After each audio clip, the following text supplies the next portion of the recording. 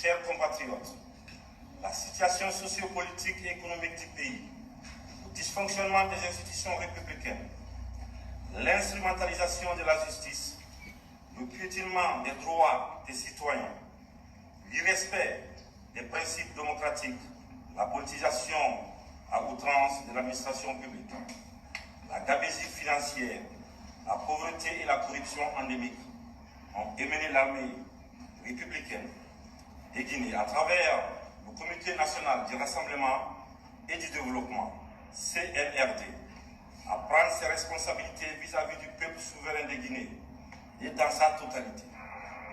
Nous avons décidé ainsi, après avoir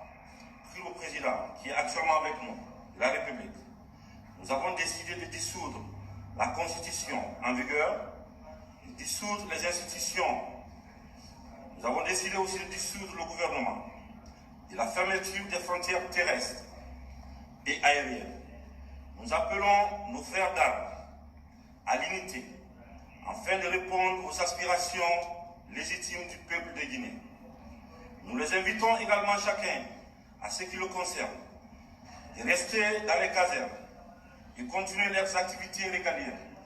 On ne va pas reprendre les erreurs du passé. Nous allons nous concentrer sur أعوذ بالله السميع العليم من الشيطان الرجيم بسم الله الرحمن الرحيم رب اشرح لي صدري ويسر لي أمري واحلل عقدة من لساني يفقهوا قولي ربنا علمنا ما ينفعنا وانفعنا بما علمتنا وزدنا علما نافعا واجعلنا للمتقين إماما ويكاد الذين كفروا ليزلقونك بأبصارهم لما سمعوا الذكر ويقولون إنه لمجنون وما هو إلا ذكر للعالمين ويكاد الذين كفروا ليزلقونك بأبصارهم لما سمعوا الذكر ويقولون إنه لمجنون وما هو إلا ذكر للعالمين ويكاد الذين كفروا ليزلقونك بأبصارهم لما سمعوا الذكر ويقولون إنه لمجنون وما هو إلا ذكر للعالمين بل نقذف بالحق على الباطل فيدمغه فإذا هو زاهق ولكم الويل مما تصفون قل جاء الحق وزهق الباطل إن الباطل كان زهوقا اللهم صل وسلم وبارك على نبينا محمد وعلى آله وأصحابه ومن تبعهم بإحسان إلى يوم الدين أما بعد haremi adoro tawlanda golon eske hido nande la moja eske lo son e bon ndarali commentaire jidin do hajja mariama mo ismaila eske lo son e bon vive frappe oui vive frappe cerno aliouba Fatou Dingira Diallo aray mi yiɗo sonnaɓe ɓe notade ɗo moƴƴa no mi andi aray on nani ko tawata on torama yon aro hewton ka frappa gaɗa barrage tolo aray mi salmini on hajja kajjatu ba France ɓe dongol tuma ɓen aray mi salmini on ɗo mi yi on ammini donc son ammini ce qui veut dire que aray lo son e bon hino nanade Cerno Maju Wansan est ce que hiɗa ɗo Ibrahima Wansan hajja Mariama Koza wi lo son e bon kajjatu plus Isa ko ɗo wi en haren profita ɗo rapidement mi salmina ɓe makiteɓe ɓen sadina ko fidèle abonné ɓe meɗen kadi kaɗerel o mi salmina mo kala inde muɗum e yettore muɗum e nokku kala ka wonɗon e sahi kala mo wonɗon e muɗum fewdo ɗo hara mi toriki Allah newnanɗo en on yen fottitu yesso ɗo yewten yo o newnan en kañum kadi seeden ɗo e hoore jaam e yettimo kanko e weltanike mo saabu ko kanko woni ko moƴƴi e meɗen hina doole meɗen haray hande kadi rapidement miɗo ari ɗo ko tawata haray ɗuuɗa moƴƴi haray noon sakite yewtere nden mi yi on woni déjà 1000 personnes en combien de minutes déjà gibi fuɗɗiɗen ɗo yawi rapidement 3 minutes peut-être 4 gibi haray lansuɗen ɗo direct meɗen on mais vous êtes déjà 1100 personnes wonɓe e ndarude en fewdo ɗo sakiti ara yewtere nde moƴƴa no andirɗe noon ara yi concept on ɗo non seulement e waɗi décalage ka air ka woɗen fuɗɗade ɗon direct meɗen ndin mais en même temps kañum kadi concept keso mo waɗɗen ɗo waɗugol direct ji meɗen ɗin e nder yontere nden piwunkun tawno en wayrino waɗugol e wayrino waɗude sifa ɗum ɗo fewdo élection ji ɗin lanni en octobre 2020 haray on andi ko circonstance ko alhaali mo wonɗen e muɗum on fewdo ɗo waɗi si ha waɗen ɗum ɗo waɗen communication on par ce que si jama on ala ka yewtede moƴƴa non seulement manipulateur ɓe wontirɓe ɓe goya sengoto ɓe manipula jama on o yi koko ɓe woni circulinde ɗo o papier o mouchoir ñittorɗo mo ɓe woni jindinde ɗo e ley e hakkunde juuɗe ino jaɓodirede ɗo yimɓe ɓe ino hendade ɗum ko ɗum ɗo fof ɓe intoxicirta jama on perden essentiel on arenga konko tawata haray ko merente donc haray ko ɗum wonɗen e waɗirde ɗum ɗo retternugol attention jama on e cippiro ngon andina wondema cippiro ngon ngo yanali ngo mayali wurnintina ɓerɗe yimɓe ɓen fewtina en kañum kadi e sengo woto on jogodiren par ce que aray ko ɗum si eɗen andi no inna wa'tasimu bi hablillahi jami'an wala tafarraqu hina mere si wi'a yo waɗe ɗum ɗon mottodiral ngal nantodiral ngal ko force janonon mo tawata jama o wattanali to yila e muɗum kono ko ɗo jonnata haray doole kala ko wona e waɗede haray hande kadi miɗo arde ɗo waɗangol e yewtere yafo ɗon haray mi salminta jama oui vive frappon front républicain pour des actions patriotiques haray hande ɗo kadi yiɗen fottitude ɗo yewten ɗo mi présenta ɗo rapidement toɓɓe ɗe marɗe nden haray ɗe mari ɗo toɓɓe 4 e kuntoye sakiteno e yewtere nde moƴƴa noon timbi madina ko fotata mi salmini kañum kadi monsieur Sadi mi salmini haray fayɓe ɓen fof mi salmini kala wonɓe darden ɓen ɗo fewdo ɗo wiwɗen haray toɓɓere meɗen araner nden koko wiyete kon climat tendu sur l'axe suite à l'expropriation wartanon ɗo no yila moƴƴa na déguerpissement wonɗen e employé enen ko wonɗen wiide ko expropriation kon ɗum woni sendidiri hakkude ko ɓeynata kon déguerpissement expropriation déguerpissement kon tawɗo eno nokkure nde tawatara o hanano wonde ɗon o are noon o raɗe expropriation ko on jeynoɗo nokkure mo tawata ko kanko woni ko mari haqqe mayre goɗɗo noon ara jattane nder ɗon donc haray hettugol e jattugol ino seedi haray ko ɗum woni ko employé wiide noon ɗum ɓe waɗi hanking e nder ngal ñallal ɗo en yii ko tawno hari wiyeteno tension ko ɗum woni hari wulu ɓernde mettu ɓernde ko sukaɓe ɓen holluno e nokkiri ko tawno hari tension ino woodi ton wiɗen ko ɗum woni bilan on ko ɗum woni haray ko retenuɗen est ce que wodi barmuɓe est ce que wodi bonnanaɓe est ce que wodi waraɓe e nder muɗum ko ɗum ɗon haray wonɗen e jonnude bilan e ko honnon tigui tigui jama on woni ko faami e koko yalti ɗo ɓa yiiɗi vidéo ji ka leader ɓe ɓen no kaɓe yiwno ka cuuɗi maɓɓe ko honɓe arno cippi ɗon woɓɓe buy sikki haray ɓe hersinama moƴƴa kono réellement ko hombo woni ɓurɗo hersude o koɓe fonduno waɗugol kon est ce que laatiki haray ko ɗum ɗo woni ko waɗeten ɗo wiwɗen bilan deuxième point ko ɗum woni toɓɓere ɗimmere nde yewteten fi muɗum on ko tawata hino deƴƴa ma ɗum hino waɗa muma suuka e déjà taw kon ɗum woni durée transition on e mana ko transition on ko ha honto juutata haray sakite moƴƴa yewtere nden en wi fewno ɗo hino ɗo 2500 personnes ɓe 2500 ɓe ɗo mi ala yiwde partage ji ɗin so tawi haray ɗe ɗo haray mi yiyetomo jooɗiɗo kala yo partage fiyo goɗɗo go kadi hen do yewtere nden par ce que no woodi haray wonɓe fewno ka golleji muɗum hara ɓe anda toolay no wadde direct on donc na yon aru jooɗo ɗon tu weddito ɗum ɗo andi haray no fotani on goye jooɗagol ngol heɗito ndara kono so jooɗi ke hewtugol moɗon première des choses ko waɗa ton haray sakite yewtere nden hawnaki yo goɗɗo go yiw donc c'est kon 2500 son partage onon 2500 ɗum ɗo no wawi wonde 5000 personnes et ainsi de suite donc wiwɗen haray transition on en yiyata ka han joni malgré ko tawata lebbi jeego feƴƴi gibi haray o coup d'état waɗi ɗo ko combien de temps transition on ƴettata deuxièmement kañum kadi en yiyataka ko homɓe woni CNRD on ko non liste ɓe membre ɓe CNRD woni komin hendi ɗo ko ɗum woni haray komin jonnata on ɗo et en même temps kadi ko ɗum woni koɓe huuli kon fi haray transition on durée on ko tawata haray ɓe circlini koɓe circlini hankin kon troisième toɓɓere nden ko ɗum woni toɓɓere tammere nden mission diplomatique hewtuɗo on hankinka leydi meɗen mo tawata on haray ko oni e CDA on woni ko immini on mission ɗon ɓe arno fi dargol kono transition woni e yarde ɗe gandi ko lebbi jeego transition on CDA on jonni gente on ka pouvoir ɗo yoɓe waɗu transition on ɓe dira ɓe arno noon haray ƴewtagol ɗe gandi goɗɗo siɗa mari nawnuɗo a ƴewtotomo jemmaje ɗen anda ko honno o waalori si weeti kadi bimbi ƴewtoɗamo anda ko honno fewdori donc haray koko ɓe ari noon ƴewtagol lagine ko honɗum woni ko ɓe yii ko honɗum woni ko ɓe faami e ko honno transition o woni e yarude haray ko ɗum ɗo woni komin jonnata on ɗo haray koko tawata haray no gasa buyi yewtali fi mum ma ko ɗum woni ko hana hande kadi wattanede ilay mum e yewtere nden saabu ɓe yewte piiji buyi kono ko honɗi ɓuuri himmude 3000 personnes hino darude en ɗo sakite ɗo 3000 personnes son sakiti kala hewtude nder ɗo yewtere nden nde hewta yimɓe guluji jeego haray ko ɗum ɗo woni ko faala ɗin toɓɓere nayaɓere nden ko konko tawata kon haray transition ji ɗin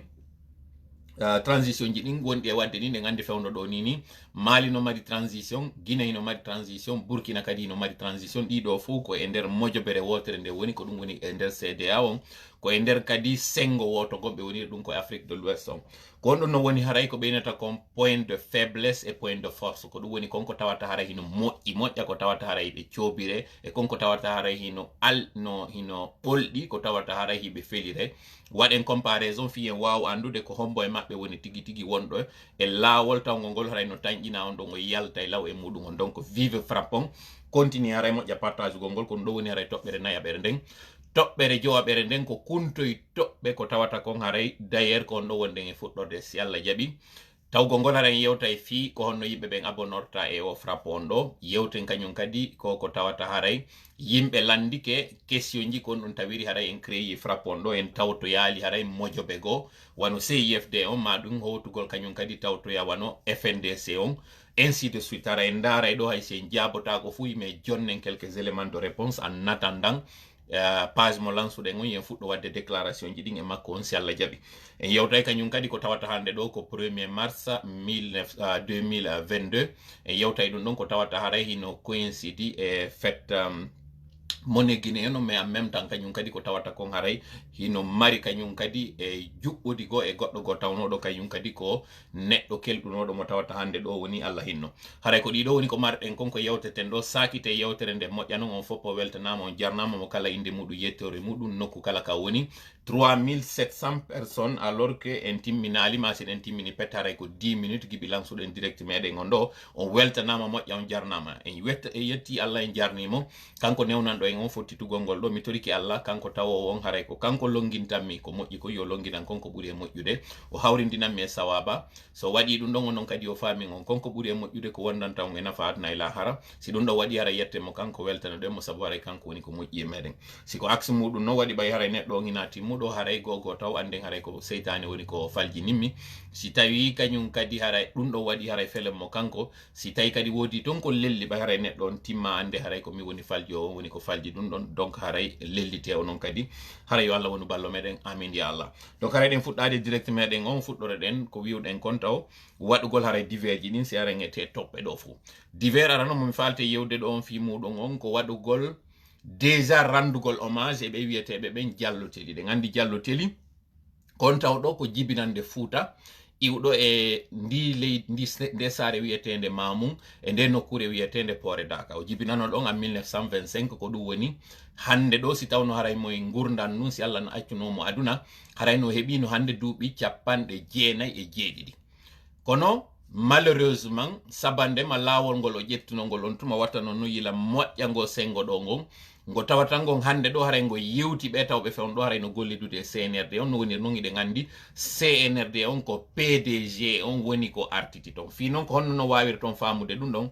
toɓɓo hino ɗo koye tawata waway on wallitade fiyon famuɗon moƴƴa 4000 personnes o weltanama ɓen 4000 ɓe sakite yewtere nde moƴƴa sabu kono sakitirɗon nde wonde wawirta hewtude woɓɓe goɓe tawata haray ɓe andali direct on lansanoma donc wiɗen ɓe wiyeteɓe ɓen Diallo-Telli ɓe tawata ɓen ko wonnoɓe gollude taw fonctionnaire international ɓay lagine hendiki indépendance on en 57 déjà aɗo indépendance on taw o arno o fotti kañum monsieur Diallo-Telli fottuno e Sékou Touré e leydi wiyetendi Sénégal tawi hari on tuma no cippire nde wano sifano wonɗen e cippirirde hande ɗo ni no état de droit on artita no état de no régime constitutionnel artita kamɓe kadi ari on tuma cippiro ngoɓe wonno e wadde gon ko fi no laggine yaltira e colonisation par ce que hari no sikka noon ko colonisation wonno probléme on sukaɓe fewndo on tuma tawnoɓe hari hiɓe mari ko innete kon sans frais hiɓe marno ambition hiɓe marno de bonnes intentions fi yaltingol leydi laggine ndin e tampere ko iwruɓe e cenɗe ɗen fou arno fottiti on tuma ton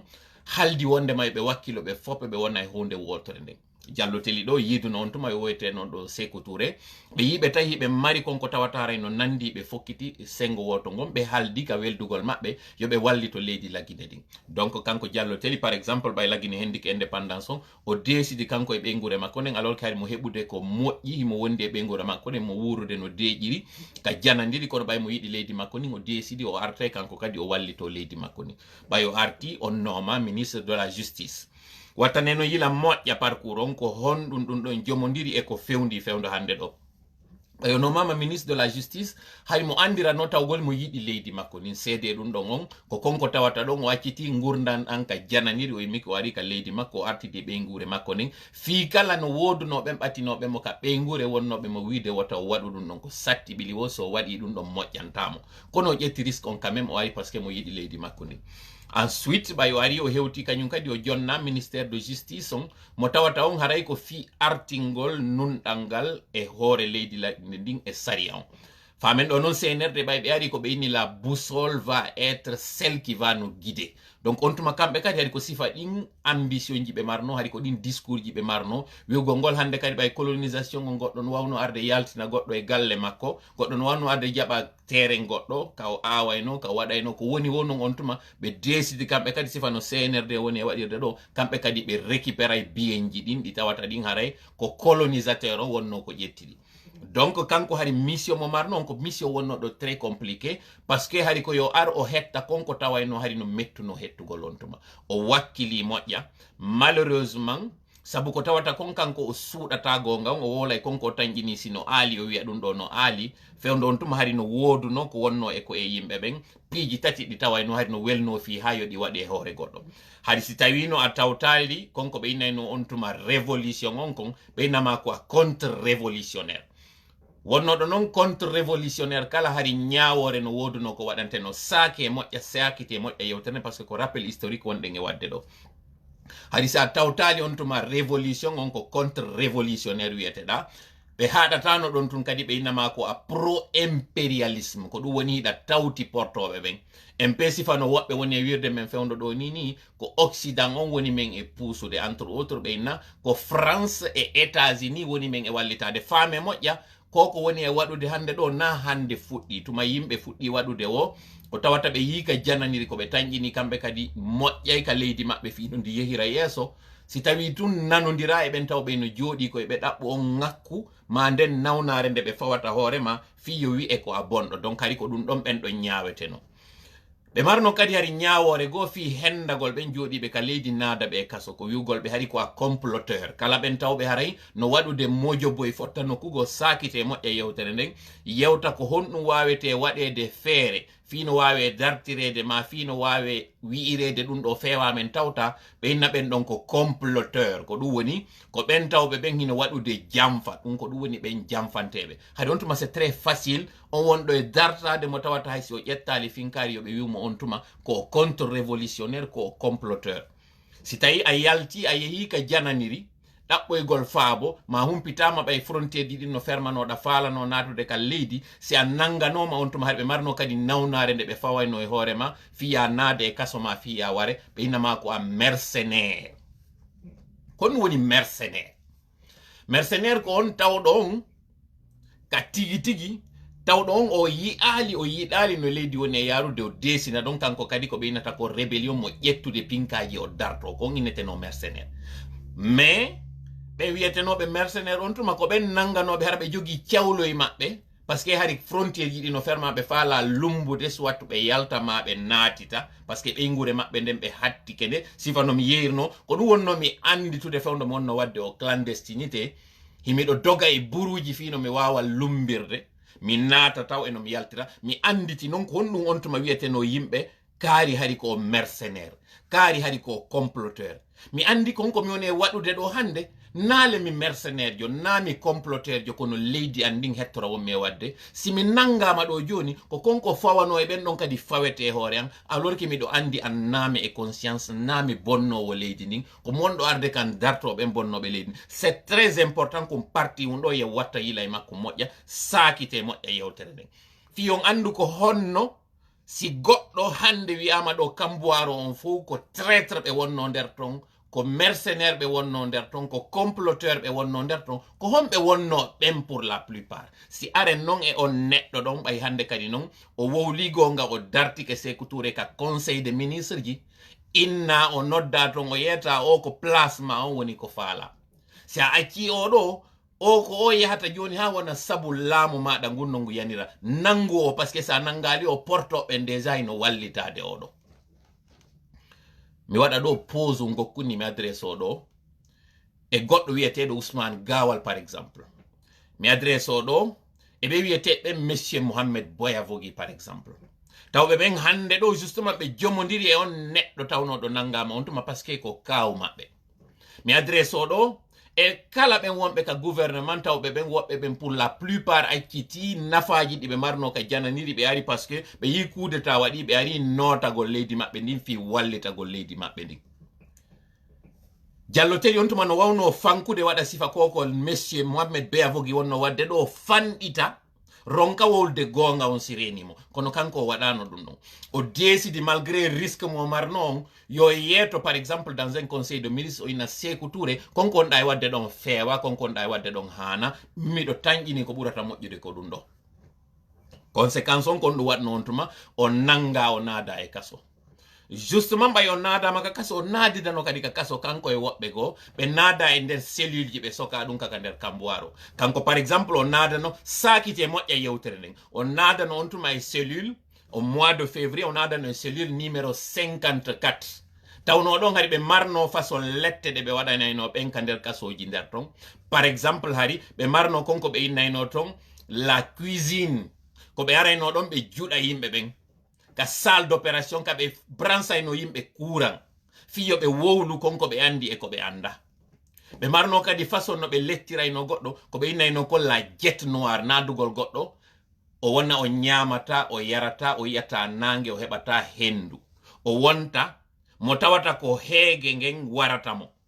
par exemple non ka kamboiro on tuma ɓe naadano nder to yimɓe jowo c'est pas pour rien au chiffre 5 mo CNRD on yiɗi ɗo ɓe naada nder ton ɓe jowo tawnoɓe ɓe tumirano toñirano piyum gotum kun ɓe naada e nder ɗi cellule ji ɗo woɓɓe maɓɓe hawtidira woɓɓe senditira retene noon ko mois de mars andi ton noon mois de mars lagine ko honno ara e nangue nge wodiri ko honno nguledi wodiri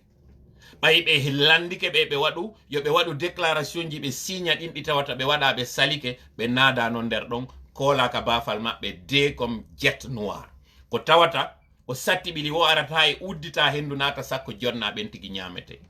kanko par exemple monsieur Diallo teri mo tawata on hande ɗo woni 45 ans gibi officiellement inna o maayi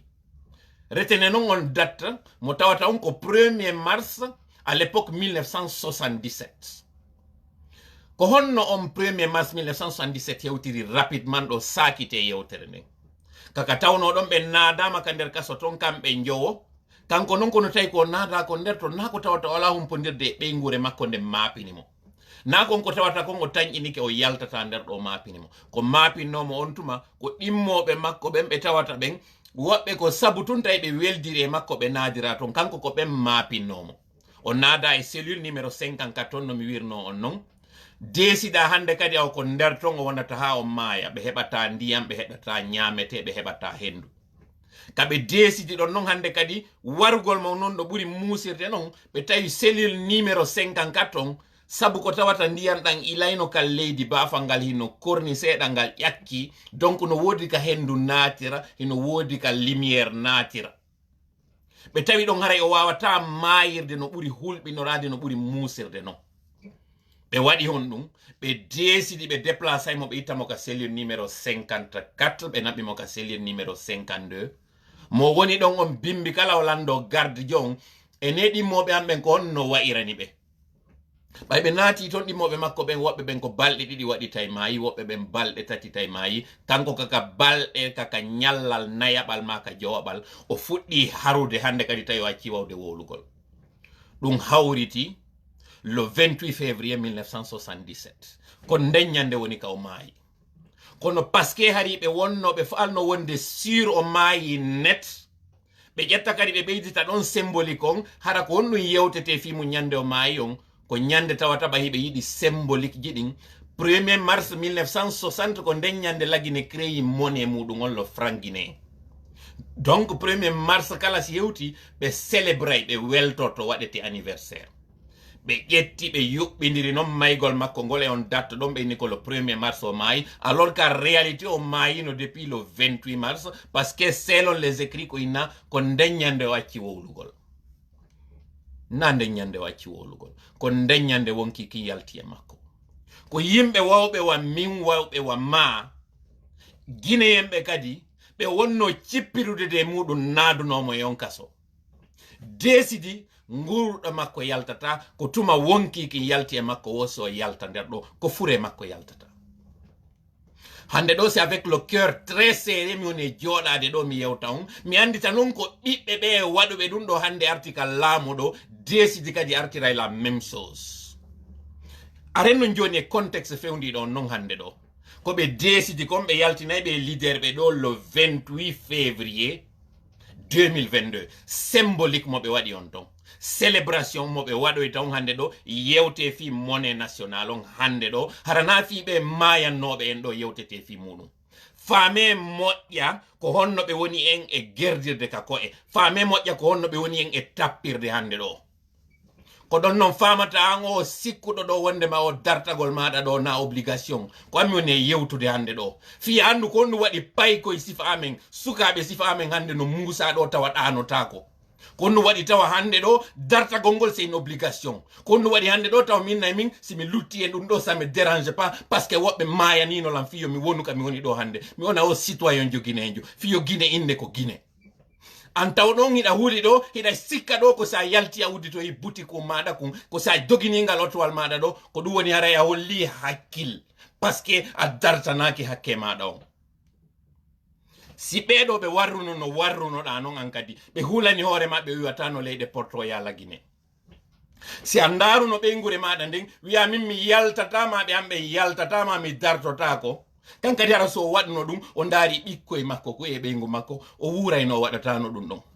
an desido ɗon ɗo a woltinta gonga a wowlatamo par ce que ɗa huuli watta a nangue si kanko kadi o jogitino ɗengal makko ngal ka conseil de ministre o natoytano e ngo kaso ko an o cippiranno fi muɗum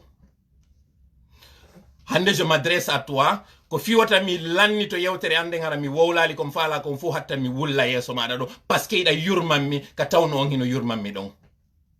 min monantako ma parce que ko a manipulaɗo hande ɗo an wonaɗo e waɗede ko hakkilma probléme on ko sellu toujours on ɗon kadi ɓe wima on tuma ko traître jo c'est la même pratique c'est le même système c'est les mêmes personnes a wonaɗo wiyede on ɗo wonde ma ɓe wonɓe yaltude ɗo waɗanama cippiro ngon ko vagabonɓe ko bandiɓe mi waɗa ɗo noon pose um fi bilan on hanki mi fuɗɗo noon yewtere handen yewtere anden ko weltanagol ɓe sukaɓe ka aksa tawɓe ɓen ɓe nani yewtere nde ɓe yewta nden hanki ɓe holli ko ɓe discipliné ɓe holli justement na ɓe bandiɓe na ɓe vagabonɓe mi weltanike on les jeunes de l'axe je vous salue encore je vous félicite et je vous encourage hande ɗo justement ko onon woni ɓe jalloteliɓe tawɓe ɓen on heɓano ka fewndo ɗum ɗo waɗayno kono ƴiƴan jalloteliɗan hiɗan e moɗon ɓernde jalloteli nden tawde nden hay kanko fure makko yitaka sakko goɗɗo heɓo innowo ara jonnitamo teddungal ngal o hande ngal ko onon woni e immintinde ɗum ɗo hande ko onon hande ɗo ɓe tawata ɓen fofango makko ngo sakkitino fofude ngon ka nder cellule makko ɗon mo tawata on ngulendi e heege e ɗon ka warimo nder ɗon ko onon hande ɗo woni e immitade paykoye guine jeune de l'axe je vous encourage je vous félicite et je vous fais l'honneur parce que hande ɗo sali lagine on koye moɗo woni e immorde parce que adulte ɓe ɓen kan sali ke ƴettude responsabilité muɗum o parce que tout simplement kamɓe ko ɓe woni e ndarude ko wonki maɓɓe kun tawata ko Allah luɓi ɓe e kun jawkum maɓɓe kun ɓe sikke ko kun ɗo wallata ɓe alors que non marnoɓe kadi kaalisi are no wodano on tuma kono ko ɗon ɓe ara ɓe nangira goto goto sa soodino on tumari otowal kesal yonino fiya inne ko a contre révolutionnaire jo ko a comploteur jo nadeɗa e kaso maya nder ton hande ɗo ko famille ji jelo mari ɓen siɓɓe mum maynoɓe kamboiro déjà inde nden taw kamboiro nde effacama fiwota ande bone waɗuno nder ɗon ɗum ɗo fof ko fiyo deƴƴo fof ndaareno fi maygol makko ngol suuɗira o 1er mars 1960 waɗa hande kadi journée mo tawata ko fi mbuuɗi wowlete na fiɓe mayɓe wattane yila moƴƴa jama faamo ngo cippiro ngo wonɗen e wadde ɗo c'est une nécessité c'est une obligation sakite e moƴƴa yewtere nden par ce que ko en wonɓe victime manipulation ko en waraɓe ka ɓerɗe ko en waraɓe ka ko'e kadi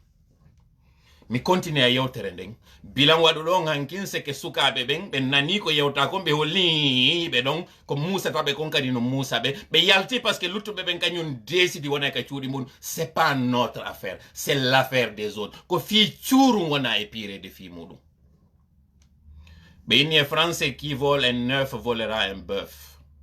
mo yaltinima e galle maɗe ɗe darnuɗa na ɗen galle ɗe a darna natoyta e nder muɗum si goɗɗo yaltinima e portion wonde la Guinée mo tawata soodu ko leydi lagine ndin o faalama yaltinde muɗum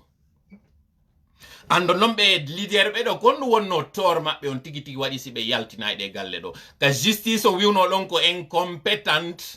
holli wonde ma yiiɗo mari gonga kono ala ko men wawi ma ɗum ko ma men waɗa ko men faala on nani non o audio mo men juinani on ɗo ka tawata taw ko waɗini ko honɗum waɗini taw o kudeta andintinen ɗum ɗon CNRD on ko ariri ko wiugol wondema ko konko ɓe inni politisation à l'outrance de l'administration, manipulation de la justice, hande non ndareɗo ethnicisation dawataw de l'administration ko ɓeɗo woni e wadde kon hande kono ɗum ɗo wowletake fi muɗum. Fame jama ɓay haray nayi mi tiɗin ɗo moƴƴa yewtere nden ande tun alhamdulillahi rabbil alamina wonki solali en yetti Allah ɗum ɗon kono ko paske non justement ko hakkil kadi waɗirɗen cippiro meɗen gon hankin CNRD on hande ɗo ko ɓurɓe e hulude ɓen wonɗen e gerdude e muɗum ɗo kono ko ɓen ɓurɓe e hurmude ɓen kañum kadi wonɗen e gerdude e muɗum ɗo haray ko famaton terlen ɗon bilan on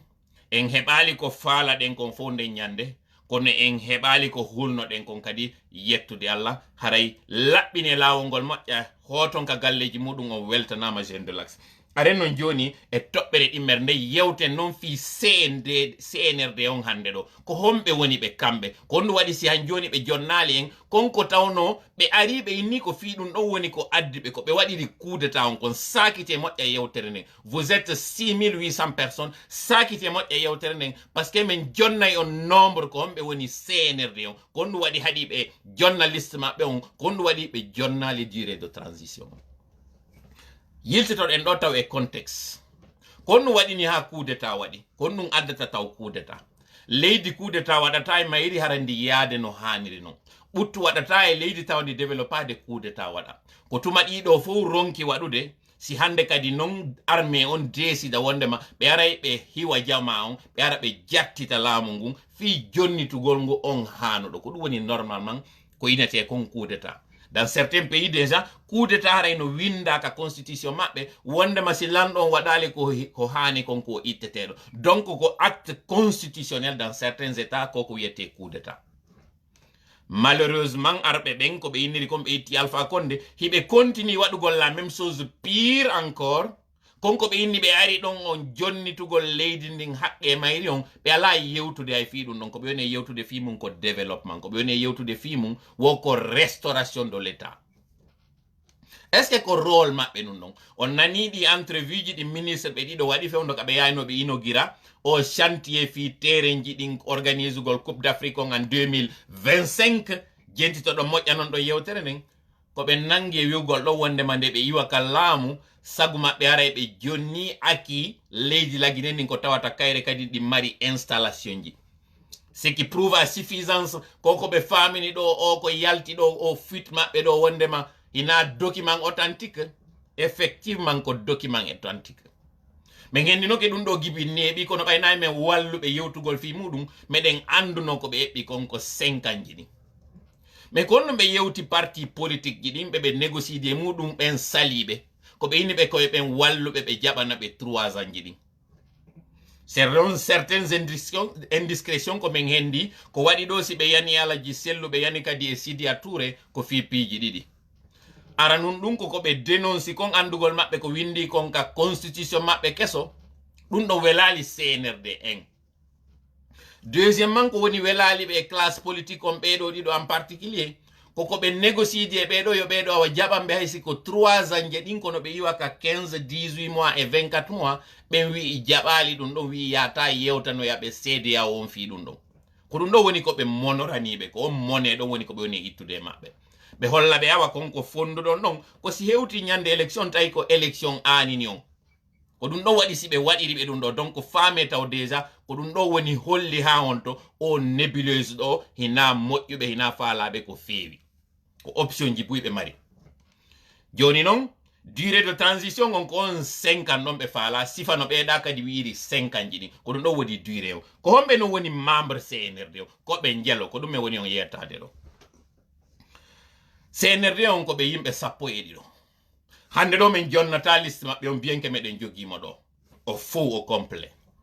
kono tête pensante o CNRD on tigi tigi ko yimɓe njowo ko ɓeɗo yimɓe njowo ko honɗum noon haɗi ɓe jonna liste maɓɓe on parce que c'est pas quelque chose de difficile raison on ko très simple en contrairement e CNDD on tawno ɗon kañum ko 24 membre nu kamɓe ko moitié CNDD on kamɓe en deuxièmement kadi on CNRD ɓen 12 ɓe ɗon ko worɓe 10 e rewɓe ɗiɗo woni membre CNRD on ɓen worɓe 10 ɗon e rewɓe ɗiɗo ko fulɓe 3 woni e nder maɓɓe sosojo ama connaissance ala nder ton selon liste momin hendi on ɓen kadi fulɓe 3 ɓe naati nder ton ko pour la forme ɓe waɗirɓe par ce que goɗɗo e maɓɓe on ko debbo taw ɗon ko ɓe réduisimo ko simple communicante on ko gandi ko ombo civil jo debbo ɗimmon ko nene leader jo go kañum kadi mo ɓe woni e cippirande fi hettugol parti RPG on kadi on fanimon ɗo njowoɓe ɓen noon ɓe tawata ɓen ɗon min jonnayi on inɗe maɓɓe ɗo clairement ko Mamadi Doumbouya ko Ammara Camara ko Sadiba Coulibaly ko oya honno Bala Samora e Idi Amin ko ɓeɗo njowo woni CNRD tête pensante on ndareɗon noon kadi chiffre 5 mo ɓe jogi on toujours ko ɓeɗo njowo woni e waɗude coup d'état ko ɓeɗo njowo woni e dirisude leydi ndin ko non no waɗi so yiɗi cacophonie wi fof wongi e waɗude ɗo ko par ce que coup d'état on ɓayo waɗi ko goto immi yehi waɗo e coup d'état on o improvise coup d'état on o waɗi mo tawi e nder on goto ɗon ko goto o humpodirno e muɗum fi coup d'état on ɗum ko Idi Amin fi waɗugol ɗum ɗon on ɗon jonnimo accord on par ce que on ɗon kadi ko frustré jo régime on fi artugol ɓe yalluttuɓe ɓen ko bimbi e nder négociation ji ɗin ɓe poosi kamɓe kadi condition ji maɓɓe nin fi tawtugol ko ɗum waɗi so yii Mamadi joni effaçanoma par ce que gogo taw ko ɗum ɓeyni Mamadi ɓeyni an taw ko a légionnaire jo ça c'est un a wata waɗde coup d'état e hoore amen ɗo deuxiémement kadi ɓeyni am Mamadi ko arɗo neɓali ɗo tawti l'armée ɗen ɗo a wata waɗude ɗum ɗo e hoore amen menen mais puisque non ko projet waɗanoɗo depuis plus de 30 ans tawnoɓe ɓen ko ɓiɓɓe ɓen faalaɓe restaurude noon waɗa ko faala kon ɓe ittata alpha konde ɓe ronka jonnude leñol maɓɓe ngol konko tawata haray no wela ɓe donc ce qui veut dire que si min ni noon ɗa ɓen 10 fof ko fulɓe 3 woni nder ton ce qui veut dire que luttuɓen fof ko yiwɓe région goto région manden ngon je suis désolé de le dire malheureusement ɓe wata no jonnude liste maɓɓe on fof yiya anda wondema ko kamɓe waɗi ɗum ɗo ɓe wata kadi jonnude liste maɓɓe on par ce que si ɓe jonni liste ko ma ɓe wiya numéro 1 numéro 2 numéro 3 et ainsi de suite joni noon hande ɗo e considéri ɓe fof yiɓe fota ter nder ton par ce que Ammaray no wi'i wondema kañum Mamadi watamo laamade ko ɗum waɗi so yi Ammara ɗo ko onno ɓe ƴawniri nomegol makko ngol ko ɗum o ata nomede d'ailleurs taw yi ko kanko ata nomede CNRD fof jonna poste ɓayo nomoyama après o tawi ɗum ɗon welalimo toujours ɓe continue sonko ngo hakkude maɓɓe ton tawi fi o deƴƴu ko ma kadi ɓe jonna mo ɓuri ɗum ɗon o ƴawna kadi ko non o yeeri ha hande ɗo joni woni ko kanko tigi tigi woni président transition on fewno ɗo côté diplomatique o je veux dire côté administratif on ko Ammara woni président CNRD o Mamadi Doumbouya so yiye sayi mi wiyay non ɗo ko victime mi wowlayno fi makko min jaɓatano c'est parce que kanko woni no prise en otage kanko ɗo hande kadi ko hoore makko o hulani hande ɗo kanko so nani ɗo joni goɗɗum waɗi Mamadi Doumbouya wata juhon par ce que kanko ko waɗuno ko hande kadi o dirnanoma fe o waɗanoma serato mo holorno on non wallitagol mo ko woni Idi Amin mo addi on ko couvra mo par ce que kanko kadi o wonno garde corps on o wonno e ley koyɗe on donc mo andi on ko mawɗo makko on jaɓata bone hewtamo ko ɗum waɗi si o waɗi on ɗon ɗon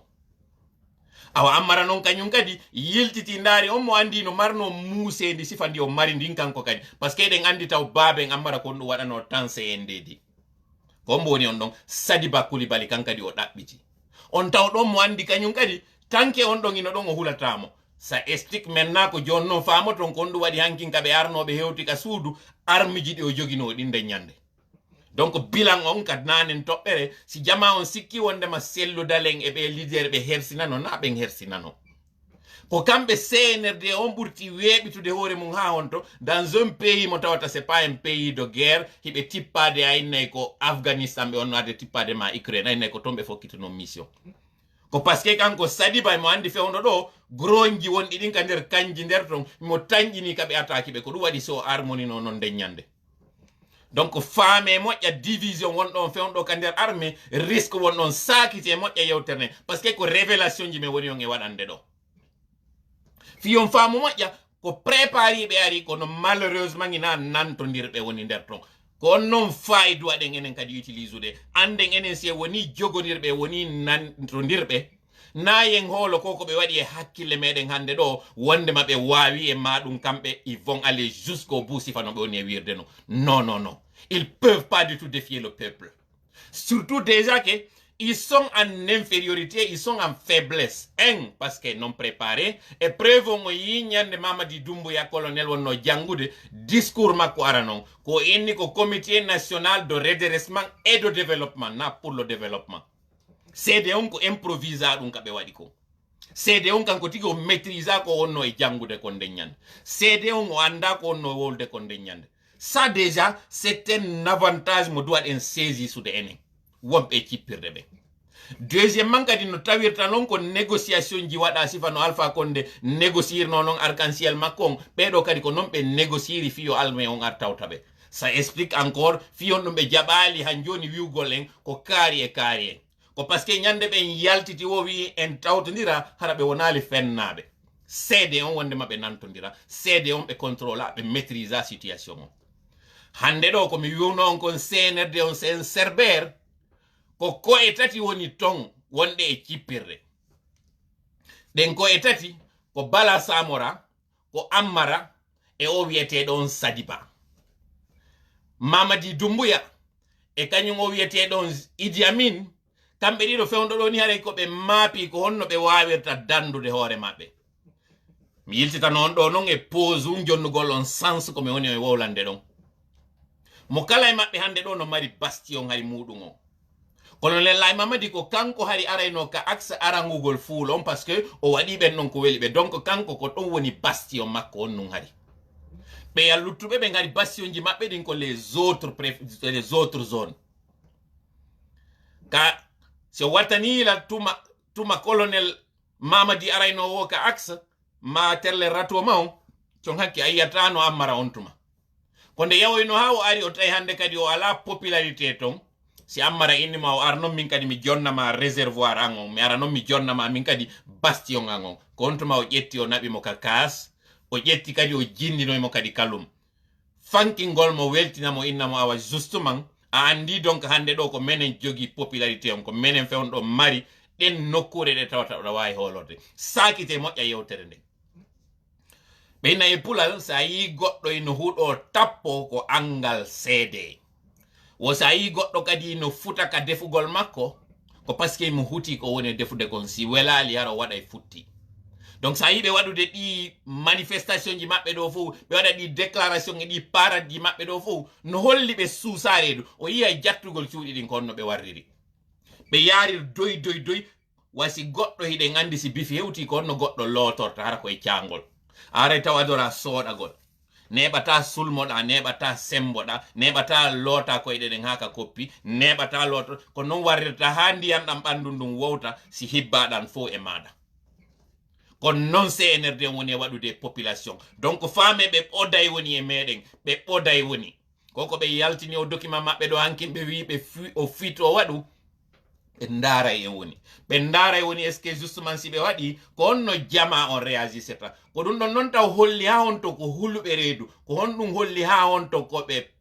poltromɓe mi utilise terme on sakite moƴƴa yewtere nden on ne a 8100 personnes koko mi woni en yewtude ɗo fame moƴƴa sakite moƴƴa yewtere nden par ce que mi falande hewtu maximum de personnes fi en andu CNRD on ko homɓe woni tigi tigi CNRD par rapport e population joni noon ndaareɗo ka 12 personnes woni e dartade ɗo plus de 12 millions de personnes ko honno ɗum ɗon wawirta gasude e jama onon ko honto yiwɗon ɗum ɗon ka 12 personnes wawi defiyude plus de 12 millions de personnes ɗum ɗo wawi gasude wo leydi Laguine ko honno noon waɗi ɗum ɗon ko division jama on wawi ɓe jonnude ɗen doole ɗon wawi ɓe jonnude na hay doole non wawi ɓe jonnude nden feere ɗon aren non joni e troisième point on fi wata tan on nangu en ɗo par ce que en wowli joni ko homɓe woni ɓen ɗo yewten non fi mission diplomatique arɗo hewti on lagine ɗo mission diplomatique arɗo hewti on hankin wawi profitude fi gogo andugol 6 mois ji ɗi ɓe jonni ɗin ɓe alaɗi e respectude ɓe respectoytaɗi o yiyay noon contrat ndimo ɓe waɗoy on CDA on no préparude contrat ndimo yiyoy ton on janggomo andon ko honɗum woni tigi tigi ko ɓe yi kon ɓe ari ɓe hewtiɓe tawi taw saare nden no huɓɓi ɗum ko goo holli taw transition on taw no échoui kañum kadi ça c'est un deuxièmement sakite kadi yewtere nden an on nato ɗo jooɗi ɗo joni sakitu yewtere nde fino nde hewtu maximum de personnes ɓe yi justement échec on taw échec transition on ça c'est un deuxièmement ɓe yi kadi intention CNRD on par ce que si tawno ko gonga ɓe ari ɓe nangi Alpha Condé ɓe ittimo ka laamu ɓe ni ɓe wattiray ɓe artiray état de droit on ɓe artiray kañum kadi régime constitutionnel on ɓe ala yewtude fi ɗum ɗon pire d'ailleurs ɓe nangi cippirgol kamɓe leader politique ɓe ɓen ɓe tawata ɓe empêchi mission on yidugol e maɓɓe taw pour nous ça c'est une victoire morale ko tawata kon si ɓe suuɗude nun hankin ɓe waɗa gabo e nder mboɗo en wawi yaltintinde traître ɓe ɓen fof e kene en wawi yaltintinde hypocrite ɓe ɓen fof en wawi weeɓitude e kene intention caché agenda caché maɓɓe o ɗum ɗon yaltiti mission on yi ɗum ɗon ɓe hootidi e ɗum ɗon ɓe andi lutti non joni si ɓe wowlata e si ɓe wowla e fimu donc échéance de 6 mois on taw ɗon ko mars ɗo o lannayno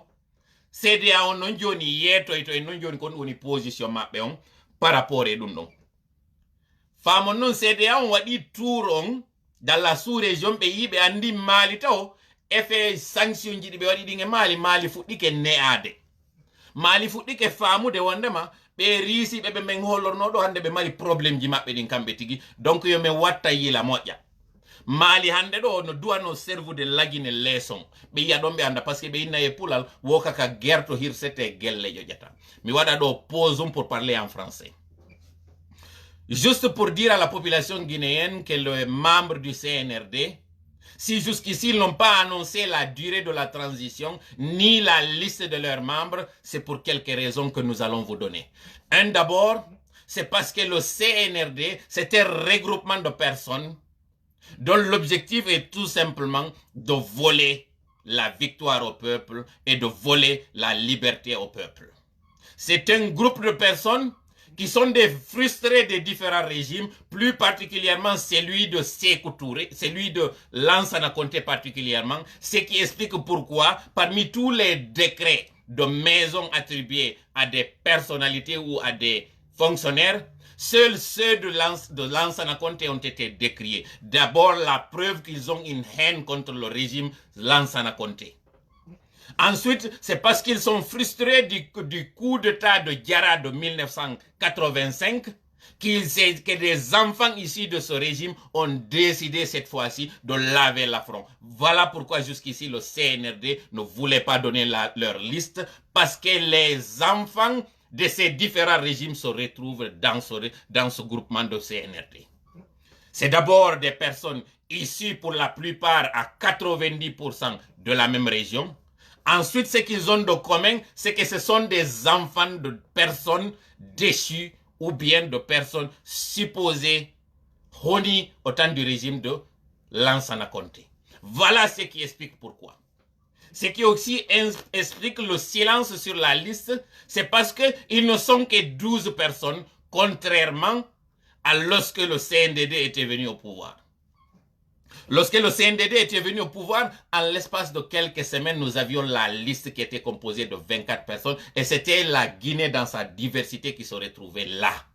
contrairement au CNRD. Le CNRD aujourd'hui, ce sont des personnes de la même région, pour la plupart. Ce sont des enfants, pour la plupart, issus de militaires. Ce sont des enfants d'anciens militaires qui avaient subi la rigueur du régime de Lansana Conté. Voilà pourquoi.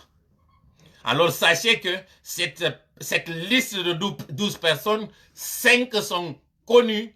que le grand public est en train de voir aujourd'hui. Il s'agit du colonel Laye Mamadi Doumbouya, de Amara Kamara,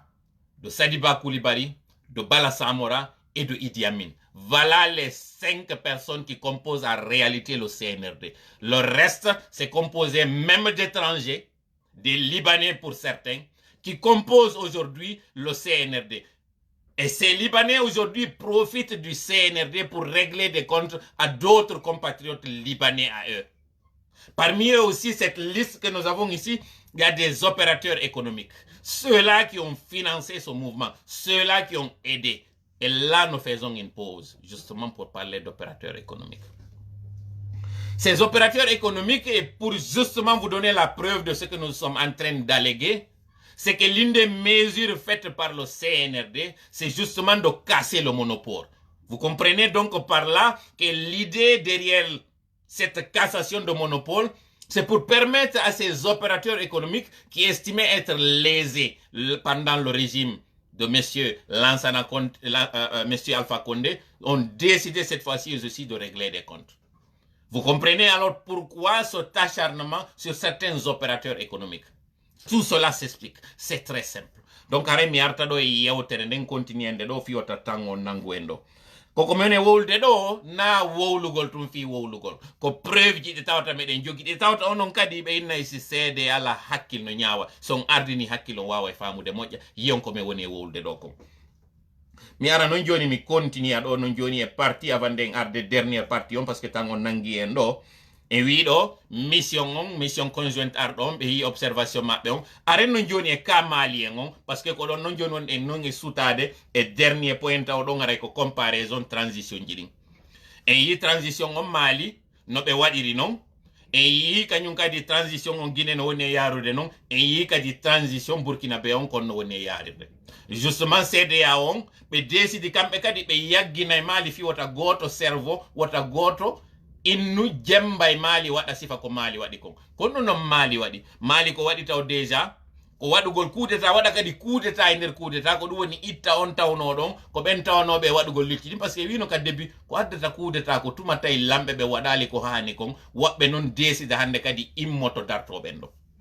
donc population on ɓe tawata e hoore maɓɓe no tawano imam diko o ɓe yaltuno holli mettu ɓernde maɓɓe fino IBK iwira hande ɗo noon o jenta ari ɗo no waɗude ɓe sifa konko IBK wonnoɓe wadde pire d'ailleurs geri ha hande leydi Mali ɗin di fermique du reste du monde hande ɗo frontiére ji Mali ɗin officiellement udditiɗon wo ko lagine tun e no gasa kadi Burkina joni parce que Burkina si kala non fewndon décision yaltayno hadi on tuma Burkina kañum hadi tawaka e ɗum ɗon on e ɗin peeji tawno ino sanctionna leydi noon iɗen andi ko ndin tawori no gollidude e kawtal ɓe mayri ndin tawdi no gollidude e étranger o si tawi noon hande ɗo Mali kañum décidi kamɓe ɓe waɗay transition mo 5 ans ɓe décidi ɓe expulsay hay ambassadeur ɓe CDA on décidi e yagginayɓe sattene noon fuɗɗike yaltude Mali hande ɗo son jentitike discours ji premier ministre maɓɓe on Choguel Maïga o fuɗɗike joni yewtude haala ɗatuka o fuɗɗike joni wawde wasi o jeejitay woni France noon moɓe wonno yennude on hankin donc on faami en réalité ko manipulation ji wona waɗede jama o par ce que ɓe yiɓenɓe ɓe holorno riisi ko on to riisi fokkiti ɓe yi kadi ɓe andi wondema leydi ni a wata wadde ko faalaɗa ɓe yi kadi jama on sattede wonde nde Mali hande ɗo jama on fuɗɗike yaltande ɓe ñoññinike wondema yaltanayɓe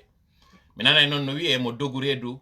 hana emagol fuytere sabu o turnina joni cuñci ɗin haw ko ɗum ɗon noon Mali transition on Mali woni e yiwde ɗo aren noon joni e ka Guinée on tawɓe ɓen ko ɓen ɗon ɓe faala jembude sakkitoren noon joni ka on Burkina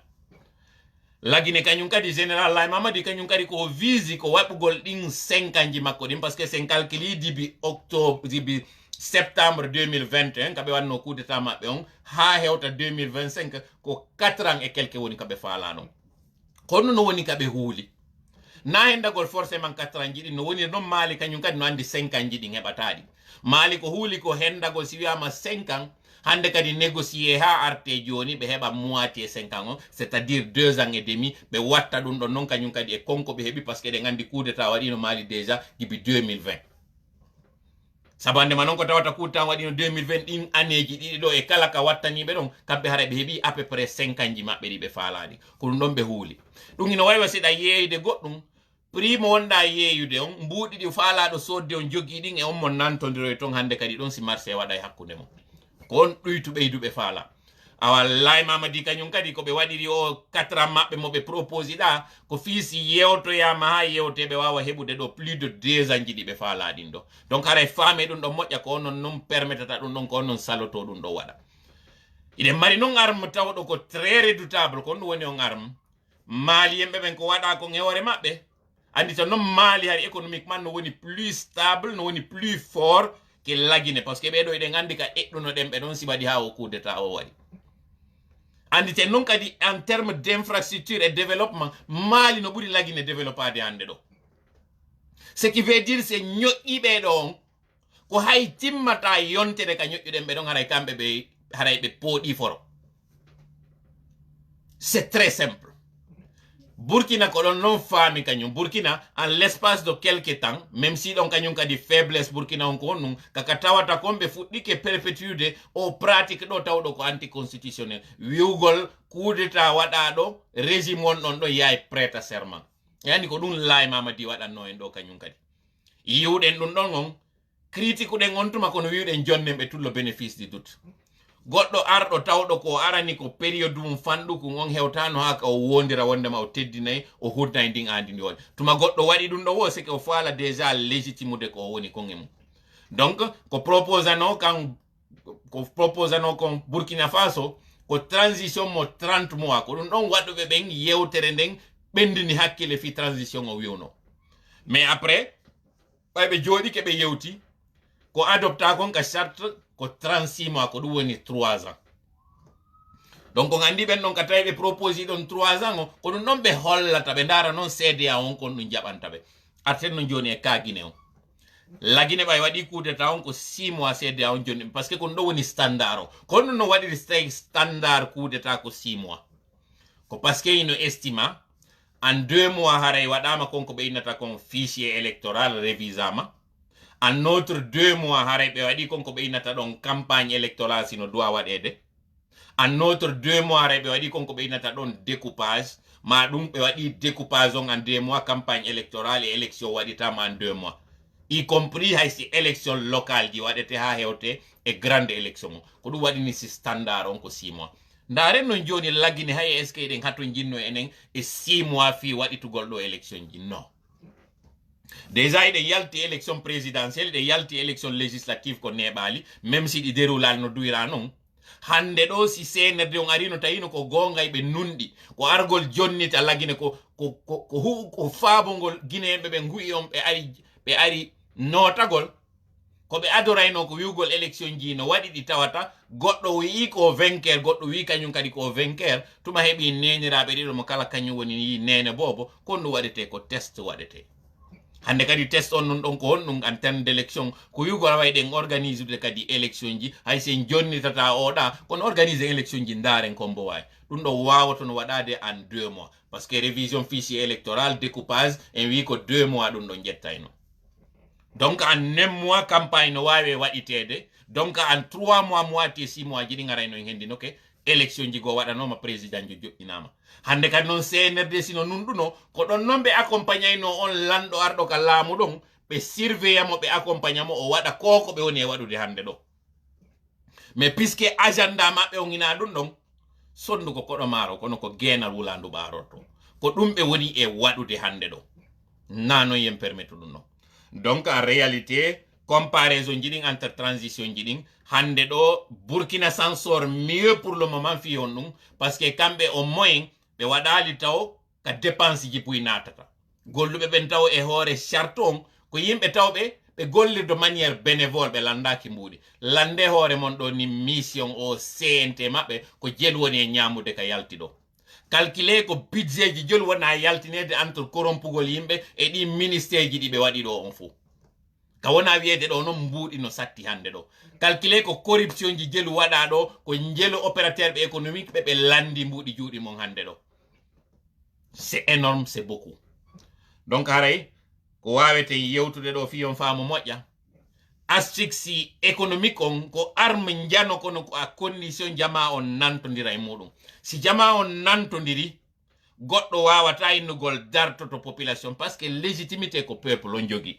haray mi do haadinde do yewtere nem parce que direct meden on o juuti do en hebi do déjà ko inero wonde nge natude do mi jaabo ɗo dernier partie on ɗo fi frappe ji ɗin hande ɗo sabu ko juuti kon mi waɗanta en ɗo direct mo tawata on e yi en créé ɗo page mo tawata ko on ɗo woni page hande kadi frappe on donc rappel en frappe on ko on ɗum ko Front républicain pour des actions patriotiques ko on ɗon woni structure ko on ɗon woni plateforme mo waɗuɗen on fi cippirgol darto ko ko woni e waɗude ɗo joni noon en waɗi disposition ji ɗiɗi en wino ɗo yimɓe ɓe yoɓe addan en message ka page ton si ɓe faala windade par ce que eɗen joƴƴinde bureau ji muɗum ɗin finalement nombre de message on tellement tawi no ɗuuɗi tawi mi wawa taynude mi yaha min suutira ɗum ɗo goto goto mi walla donc en waɗi koko inete formulaire mo waɗɗen en ligne mo yimɓe ɓe yata ɗon en partage kadi formulaire on c'est simple ko yo yaw clique on e on formulaire ɗon iɗon landa piiji 5 inde moɗon nden email moɗon on kam mi wawata winditanoyde numéro téléphone ko wawete ɗon noddede duuɓi moɗon ɗin e profession ko wonɗon e wadde kon ko ɗiɗo piiji 5 landa ɗon no ton section ka waɗa ton commentaire ji e mana si ɗo wawi expliquede ko no woni hombo par exemple an hiɗa faala windande men ɗo hiɗa faala tawtude frappe on hiɗa e nokkure ɗa mari expérience par exemple e mouvement de lutte a tawanoma par exemple dans un parti politique donc hiɗa andi kon ɗum ɓe innata lutte politique a tawama dans une association donc hiɗa andi kon ɗum woni mouvement associatif ou tout simplement ko a observateur yoɗa mari expérience mo tawata on o wallitoto en ka cippiro par exemple ko a informaticien jo par exemple ko a économiste jo par exemple ko a communicant jo ɗiɗo fof hiɗa wawi ɗi windude ka commentaire ji ton pour jonnugol atu e konko windeɗa ɗon holla konko tawata hiɗa tañƴini an kadi a wawai wallitade ou tout simplement hiɗa mari en jawle ɗe tawata fi kala en wi'i na jawdi wona landede ɗo e tawata hiɗa faala an kadi yo ɗen ɗon ɗe wonu disposition jama on maɗa mari ɗin idéji par ce que hakkille ɗen kadi no wallito ko tawataɗa faala wallitorde ka cippiro ɗo ɗum ɗon fof a waɗay ɗin ka commentaire ji maɗa ɗon donc ko ɗi section ji 6 marɗa ɗon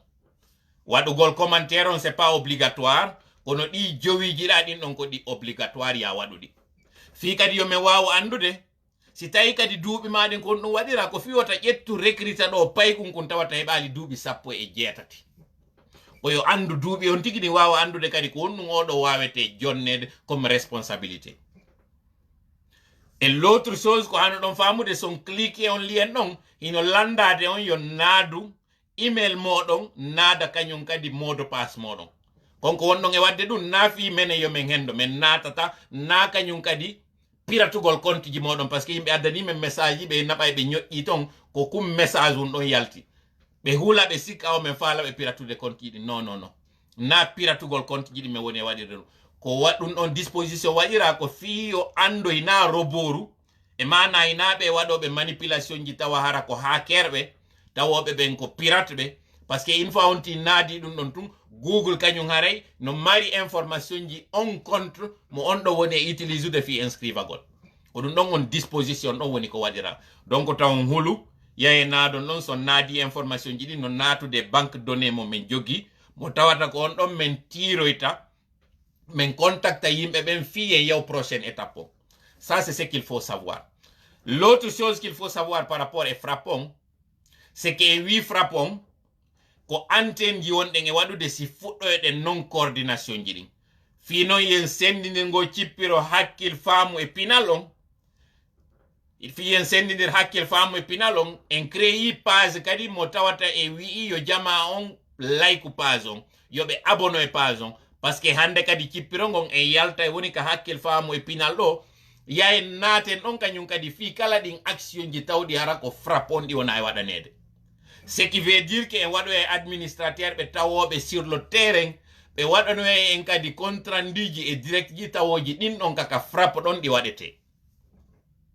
donc sendidiren ngo cippiro ɗo e ɗon on même si haray ɗi ka daƴƴere ɗi mari kadi fottito e nokkugo ça aussi c'est important donc yon partage moƴƴa page on tawɗo on ka Facebook imo woodi no windi frappe no windi ɗon Front républicain pour des actions patriotiques weltano jama on ɗo en moins de 24 heures on était à près de 300 et quelques cas ko 400 et quelques ko waɗuno ɗen mi ara noon ɗo joni mi jaabo rapidement ɗo 3 questions ɗi tawata ɗi ari moƴƴa par rapport e o frappe ɗo ɓe wonɓe innude ɓe wonde ma frappe on ko honno aɗi yaha tawta CIFD o ɓe wonɓe wiide ɓen frappe on hanno tawta FNDC on e ɓe wonɓe wiide frappe on est ce que koye UFDG woni ko frappe o woni ko jomi hara mi jaaboto on ɗi 3 question ji ɗo si Allah jaɓi direct mo waɗoyten on e on page ɗon ko ɗon nden yewtere ko ɗon min jaaboyto on min jonna on réponse ji ɗi 3 éléments ji ɗo est ce que menen e frappe on hino jomodiri e ɗiɗi mi wowli ɗo fi muɗum on hendoy to réponse ji ɗin ɗon fof en attendant ɗum ɗon donc gardez votre patience hara jama on fof weltanama on jarnama